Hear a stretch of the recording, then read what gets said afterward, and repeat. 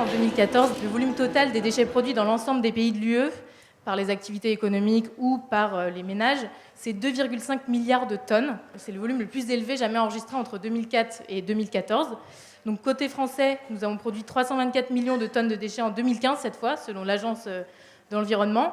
Les déchets produits par les ménages représentent que 10% des déchets produits au total. Je travaille chez Veolia. On a plusieurs activités en fait. Et moi je suis spécifiquement sur la partie déchets qui représente à peu près 36% de l'activité du chiffre d'affaires. Je travaille à Zero Waste France. Zero Waste France, c'est une ONG de protection de l'environnement qui est spécialisée sur la question des déchets et plus largement de la consommation des ressources, en fait, de nos ressources naturelles. Et je crois que ma présence ici, c'est parce que j'ai essayé de travailler sur un rapport en amont des déchets. C'est la première fois que le Parlement européen s'intéressait à la question de l'obsolescence programmée. Peut-être qu'il y a déjà une question de la salle.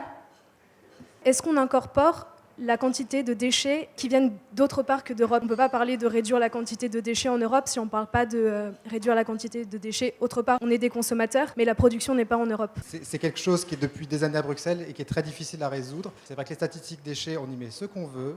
Chacun a un avis différent, chacun part sur des définitions pas forcément identiques, donc on arrive à la fin à des choses pas forcément comparables. Qu'est-ce qu'on pourrait faire déjà nous en tant que consommateurs et qu'est-ce qui est fait et est encore à faire? Disons empêcher les aberrations telles que les biscuits qui sont dans des sachets individuels, dans une barquette en plastique qui elle aussi est emballée dans du plastique. Il y a 5 ans, il n'y avait aucune épicerie 100% sans emballage en France. Aujourd'hui, il y a quasiment 150 épiceries vrac partout en France qui ont ouvert en l'espace de 2-3 ans. La question du recyclage est une question qui devrait venir, à mon avis, dans un second temps.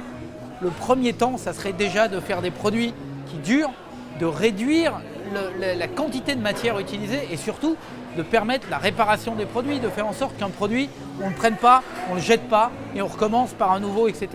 Ce modèle-là, il est fini.